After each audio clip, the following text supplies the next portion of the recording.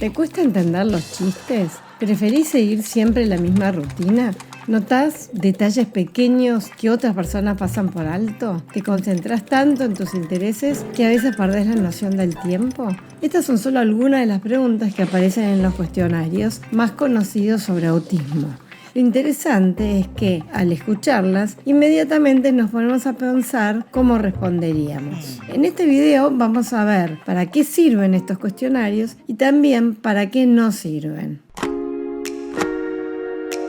Los cuestionarios para trastorno del espectro autista son herramientas estandarizadas que buscan medir la presencia o intensidad de ciertos rasgos relacionados con el espectro autista. Funcionan a través de preguntas sobre hábitos, formas de comunicación, intereses o sensibilidad sensorial y permiten obtener un puntaje que refleja hasta qué punto una persona comparte características comunes del trastorno del espectro autista. ¿Para qué sirven? Vamos a empezar. Para quienes lo toman son un punto de partida. Son fáciles de aplicar, no requieren demasiado tiempo y permiten que una persona empiece a reflexionar sobre su manera de pensar y relacionarse. También son muy valiosos en investigación porque con un solo cuestionario podrás recoger datos de miles de personas y comparar patrones. ¿Cómo funcionan? Entender esto es crucial. Tomemos, por ejemplo, el Autism Spectrum Quotient diseñado por Simone Baron Cohen. Como ya mencionamos en un video anterior, está compuesto por 50 preguntas agrupadas en 5 áreas: habilidades sociales, comunicación, imaginación, atención al detalle, atención a patrones. Cada respuesta queda puntuada con un 0 y con un 1, dependiendo si refleja o no un rasgo autista. Al final se suman todos los puntos. La mayoría de la gente sin diagnóstico obtiene entre un 15 y 17 puntos, mientras que quienes superan los 32 tienden a mostrar más rasgos propios del espectro. Fue a través de este cuestionario que se mostró que los padres de niños autistas suelen puntar más alto en rasgos autistas que la población general. Esto permitió observar que los rasgos autistas no son todo o nada, sino que se distribuyen a lo largo de un continuo de la población. Este tipo de estudios masivos, imposible de hacer en entrevistas clínicas una por una, ayudan a entender mejor cómo el espectro autista se manifiesta en diferentes contextos culturales y sociales. Y, en el fondo, su historia es la historia de cómo se fue modificando en el tiempo lo que entendemos por autismo. El RADS-R es otro ejemplo. Fue desarrollado para adultos que buscan una evaluación de autismo tardía. A diferencia del AQ, o sea, el cociente autismo, que se centra en preferencias y conductas, el RADS-R también incorpora aspectos emocionales, sensoriales y del desarrollo. Ahí pueden aparecer preguntas como: ¿a menudo no te das cuenta de que alguien está aburrido en una conversación? ¿O ¿tenés recuerdos muy vívidos de detalles que la mayoría olvidaría? Estos instrumentos son de gran ayuda para los profesionales en el proceso de evaluación, ya que les permite identificar patrones que a simple vista no son evidentes. Si un paciente puntúa muy alto en comunicación literal y rigidez de rutinas, por ejemplo, esto ya le da al clínico o al profesional un indicio para explorar más en la entrevista. Ahora bien, con todas sus ventajas surge la gran pregunta: ¿puede un cuestionario decirte si sos autista?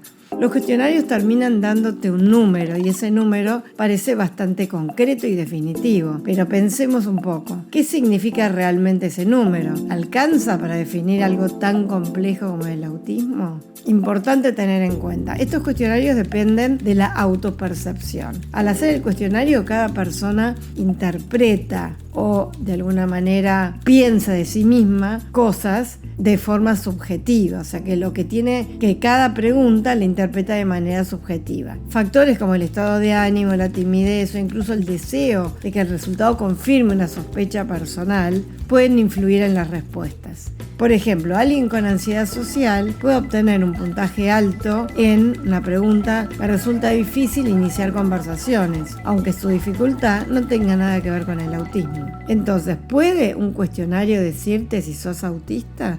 La respuesta es no. Estos test están diseñados como screening o rastreo. Sirven para detectar posibles casos que merecen una evaluación más profunda, pero no para dar un diagnóstico definitivo. El diagnóstico formal es mucho más complejo. Incluye entrevistas detalladas, la historia del desarrollo desde la infancia, observación directa de la comunicación y del comportamiento e incluso, pruebas estandarizadas como el A2-2 que vendrían a ser como el gold standard del diagnóstico de autismo.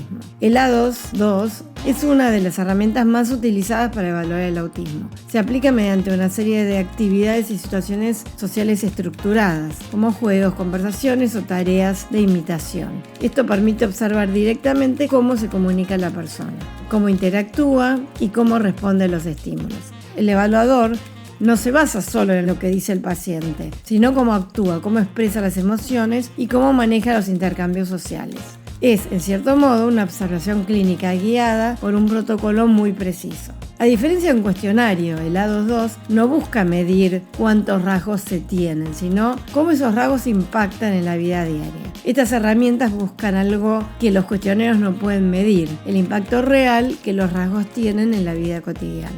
Y aquí aparece algo de lo que hablamos en un video anterior, el concepto de fenotipo ampliado del autismo. Los cuestionarios fueron esenciales para demostrar que los rasgos autistas también aparecen en grados leves en familiares y en la población general. Sin estas herramientas sería mucho más difícil detectar variaciones sutiles que no llegaran a constituir un diagnóstico, pero que sí forman parte de ese continuo que llamamos espectro. Entonces, los cuestionarios de trastorno del espectro autista ayudan a la investigación, a estudiar el espectro en grandes poblaciones y a profesionales a tener la primera aproximación cuando alguien llega con dudas. Pero en sí no son diagnósticos. Lo importante no es solo el número que aparece al final, sino que ese número, lo que despierte ese número, la posibilidad de reflexionar, de pedir ayuda profesional o simplemente empezar a entenderse mejor.